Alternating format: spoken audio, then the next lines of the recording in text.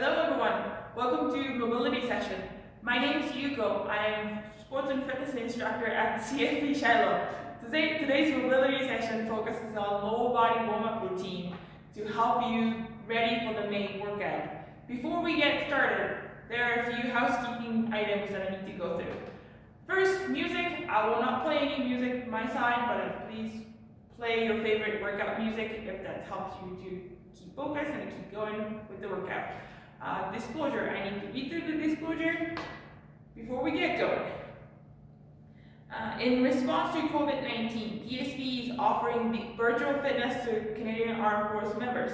By using social media platform, the virtual fitness class tailored to Canadian Armed Force personnel become accessible to all. Participants who are not Canadian Armed Force members recognize and acknowledge that their age, health status, and physical fitness levels are unknown, and it is entirely up to each individual to assess their ability to participate in this class.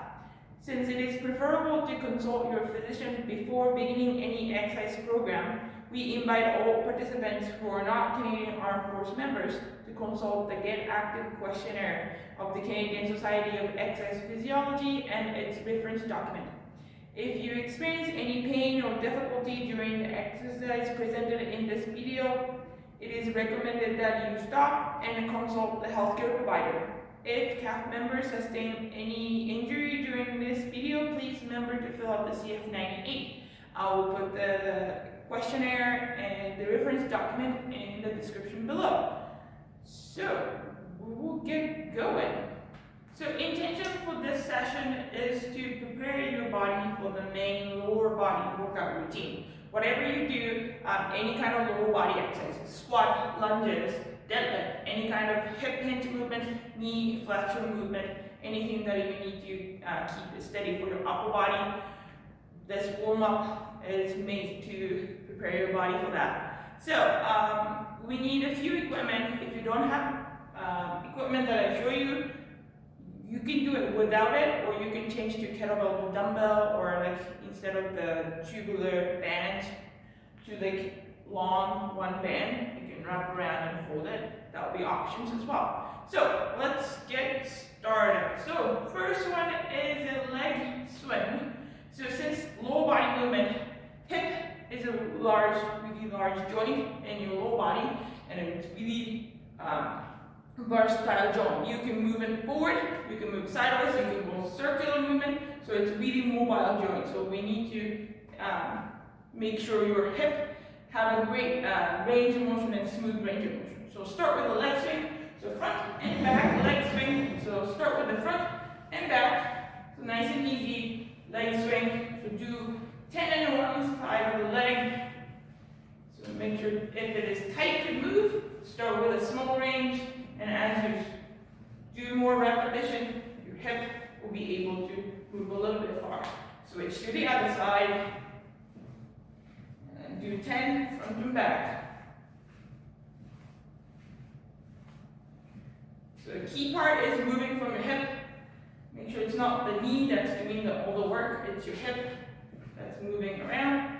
Once the front and back is done, go in side to side leg swing. So from cross in and out, in, out.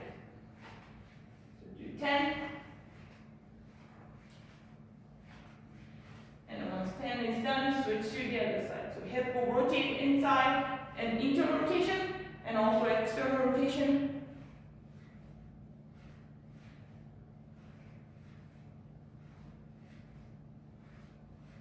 Okay. Once the hip leg swing is done, you're coming down to the ground.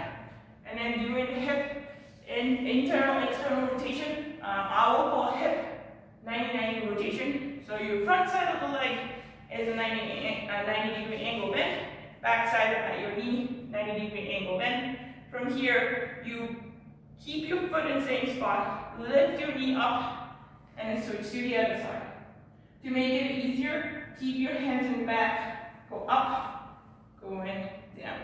So you're externally rotating one side, internally rotating the other side. Make sure your hip bone is not rotating with your leg. Keep your hip stay on the ground and moving from your hip joint. So you go left and right, hands in back, or you can do hands off. So lean a little bit more forward, have a little bit more pressure and a more stronger external internal rotation. A little bit more exaggerated movement pattern. There are, I say 8 to 10 rounds, repetitions that feels comfortable for your hip. If you want to have a little bit more intense stretch of mobility, then you can lean slightly forward and come back. Switch to the other side, lean and come back. So again, this is a part of the warm-up, so don't push yourself too much. Just listen to your body and then be aware what is tight, what is not tight, or what is easy to move, what is not easy to move. Once the hip rotation is done, now coming up to a little bit more lumbar spine and thoracic spine. So anything squat, deadlift, the thoracic movement is a key part when you do any kind of squat, or not just in order to move your hip rotation. It will be related to your lumbar, and then thoracic as well. So that's why it's key to warm up your lumbar and thoracic spine. So cat and cow. So hands down to the ground, knee on the ground. From here you round your back. So tuck your tailbone in and arch your back. So you're moving from your lumbar, low back, but also when you're moving in and out, a little bit pay attention to your thoracic as well. So you're moving from a wider range of motion from not only one part of the spine, but I try to move all the spine nice and smooth. And at 8 to 10, make sure you're not holding your breath. Make sure you keep breathing.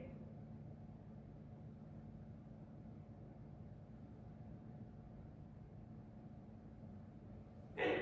Once the cat and cow is done, you stay on the floor and I'm doing a full point kneeling and then thoracic rotation. So you're kneeling in hands and knees.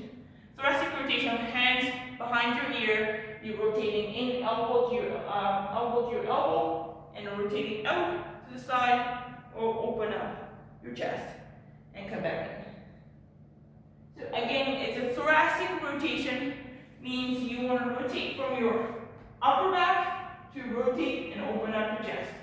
So do 4, 5, and then one side, and then going to the other side as well. If you have one side tighter than the other side, just be aware, just notice, and then you might need to work on the mobility a little bit harder on one side than the other side, or you might compensate your movement during your squat or during your deadlift.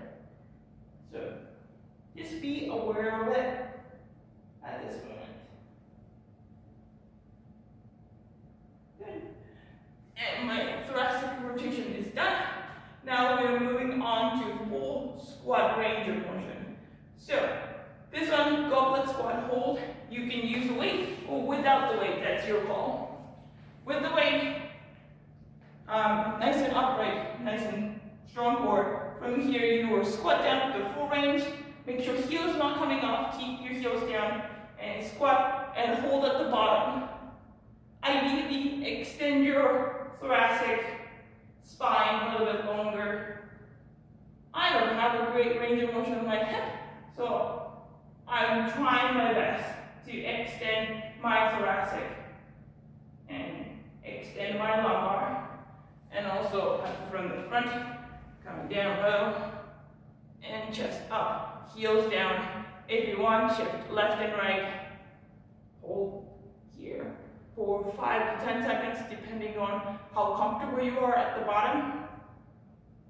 So weight will just help you to anchor down a little bit lower and then hold it at the bottom position. But make sure you're not rounding your shoulder down, nice and chest up, and so do 3 to 5 repetitions of 5 to 10 seconds, hold at the bottom.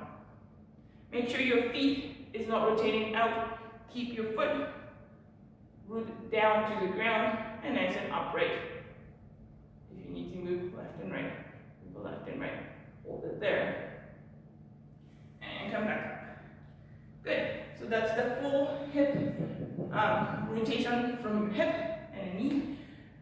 Now, move on to the word-degraded stretch, my favorite stretch. You can do 3 stretches in one movement pattern. So, word-degraded stretch, you will step forward, lunging position. Your knees can go down if you wanted to, or knees up, either way. Your elbow to your knee, elbow to your ankle, sorry. So that's going to stretch your hip flexor. So you will stretch your hip flexor, but also you're pushing your knee to the side, a little bit of hip abductor. From here, you will rotate towards your leg, a little bit thoracic, and shift it back, knees down or knees up, shift it back for your hamstring, and then switch your leg. Go other side, leg back. So knee, elbow to your ankle, and a rotation towards your leg. The thoracic rotation again, shift it back for your little bit hamstring stretch, and then rotate. So let's look 1 and 1. So you do 3 to 5 per leg.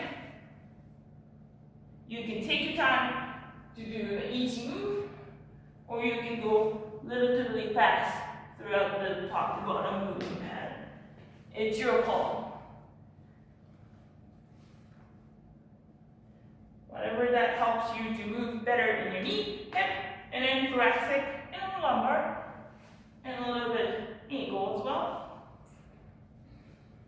Alright, that's the word-degraded stretch. Once that one is done, you're going to do the squat. So stand to squat, which is you're standing upright. From here, you just did the hamstring stretch. Hopefully your hamstring is a little bit looser than the one we started. From here, you reach down to your toe.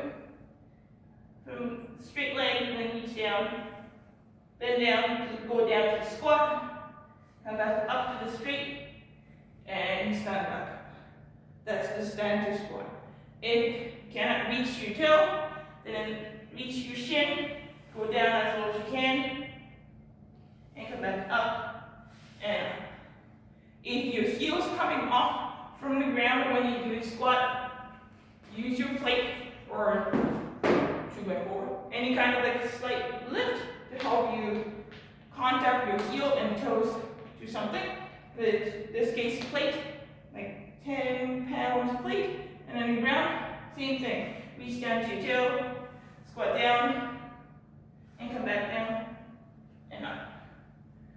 I have ankle mobility, a little bit of issues, so like when I do lift my heel up, and I get down to the bottom, my back is not as round. It's more like upright. So I need to work on my ankle mobility for sure. So from here, you will do 3 to 5, squat to stand, stand to squat. Once this movement feels comfortable, now move on to the reach. So you're adding the reach to it. So touch your toe, squat down. From here, reaching upwards, one arm up, the other one up. So you keep it upright. So make sure you're not going forward. Ideally, hands right next to your ears. So nice and upright and stand up. Some people call it a cook squat. Great cook. Come up with the squat and reach. So same movement pattern. Reach your toe. Squat down, nice and chest up, reach up, and stand up. Like so. 3 to 5, same deal. Since adding the extension, so that's gonna work on a little bit on your chest up, and then thoracic extension, same time, you're keeping it balanced. So that's a full squat movement pattern, including your upper body and also your head. And that's the mobility part. Now, move on to activation exercises. So once your hip is getting a little bit looser, your spine is more mobile than before you do heavy lifting, it's a good idea to prepare your muscles and a nervous system to activate properly. So when you're lifting heavy or lifting fast or moving fast, your body's ready to react and activate and exert the force that is necessary. So, start with the bridge and single leg bridge hold. So glute activation is key when you're doing any low body exercise. Glute is a big muscle. It supports your hip hip will support your knee, hip will support your low back. It's basically the middle ground for everything. So if glute is not activated well enough, then your squat might not be as strong, or your deadlift might not be as strong. So it's key, it's important to do activation exercise. So start with the bridge hold. So both legs down, nice and tight core. So it's a glute bridge. So it's not your back that's lifting you up. It's your hip, the glute muscle. So squeeze your glutes, lift your hips up, and hold it there for 10 seconds. So when you do glute bridge, make sure if you're feeling low back, it means you're lifting from your low back. That's not right. You need to squeeze from your glutes, lift up from your hip. Make sure knees and elbows inside or outside, align with your hip. And make sure your weights are not on your toes. More so, heel. And hold it there for 10 seconds. Once 10 seconds is done, you can come back down or straight into single leg hip bridge hold. So from here, same position, make sure hip is not going down. Nice and high, lift one leg up. And then squeeze your glutes, keep your nice and tight core. Option, you can sprint your legs or keep your legs in. Keep your legs in, slightly easier. Legs straight, a little bit harder. So it's your bottom leg, bottom hip. That's the working leg. So 10 seconds hold, switch to the other side. Same thing. Make sure knees and elbows go inside or outside. Keep it nice and straight line from your hip. Squeeze your glutes. Hold it there, nice and tight core. 10 seconds. Make sure hip is not dropping down. Keep it the same height. And then once 10 is done, back to 2 leg, 10 seconds hold. And then going to single leg, 10 seconds. Single leg, 10 seconds. And the rest. So that's the glute bridge to the 2-leg glute bridge to single leg bridge hold. And 3 more things. Next one, you need to have a band. If you don't have a band, do a little bit longer bridge hold and then do the last exercise. So, you need the band. We will do resistance band, side walk, and a monster walk. So place your band below your knee or above your knee. If you have a 2, you can put one above your knee, one around your ankle. Key part when you're doing this exercise is not how wide you can move, it's more so how well you can activate your glutes and how well you can track your toes and knees and hips together. So, side walk. Start with your feet about your hip width. Shoulder width is a little bit too wide, but that's where you're gonna go. So start with the hip width. Toes, knees are facing the same direction. Slight tension, not too much tension. Slight tension, knee out, push the bands out. If you can't feel your glutes being fired, you might need to start with a little bit lighter intensity and work on your activation. As you push out, your glutes should get a little bit firm and tight. That's glute activation. Keep that tightness, toes and knees are forward. You step wider, about your shoulder width, a little bit wider than your shoulder width. Make sure you land your ankle, knees together. Make sure it's not going 1 and 2 and 3 and 4. Make sure it's moving together. Land, toes and knees are forward. Make sure your knees are not going inside. Come back about your hip width. Go inside and come back. So nice and controlled movement pattern and come back. So do 10 on one side, 10 the other side. So nice and controlled and land and then come back. So when you come back, make sure it's not coming back too close. Come back to control. So wider about shoulder width, come back to your hip width. Nice and controlled. Keep activating glutes, side, come back. So side 10, one side, 10 the other side. So that's the side walk. Once the side walk is done, going for the monster walk. Going forward and backward step. So forward, same deal. So your toes and knees are facing the same direction. About your hip width. Nice and tight core, slight knee bend. You're stepping forward and then stepping forward. Similar to the side step, make sure it's not your toe heel land. Try to land like a monster. So your whole foot is landing together. Same time you're aligning your knee and ankle together. And monster walk. Like so. Do 10 and forward, 10 in the back. Same thing backwards, it's easy to toe heel, shift it back, but that's not really doing anything. So make sure you land together, land together. Same thing, when you go forward, backwards, you make sure your knees are not go inside as you go backwards or forward. You want to keep your knees facing forward, forward, forward, forward, and then backwards, backwards, backwards. So 10 forward, 10 backwards. Alright. Side walk and muscle walk. Lighter intensity, better to start with. Don't go too hard, then you're focusing on pushing off. You're not focusing on keeping in alignment. So lighter intensity. This is not main workout, this is just activation exercise. So keep in mind that. And last one for the activation exercise is airplane or warrior 3. So you're standing on the one leg, shoulder hips square, means you're not misaligned. Make sure hip and shoulder is aligned together. From here, your one leg, soft knee, whole foot on the ground, and you can hand side or front, that's your choice. Go as slow as you can, nice and control, keep it balanced, and come back. So do 3 to 5 in one leg. So key is when you go down, don't leave your leg behind, your head to toe as a one line, moving together. Make sure don't go sideways. Keep your trunk face to the floor, parallel to the ground, and come back up. So do 3 to 5, switch to the other leg. So depending on how well you can balance, if you start going sideways, you might not be able to count that repetition. So, toes wide open, whole foot on the ground, hips, shoulder parallel to the ground, make sure you're not opening up sideways.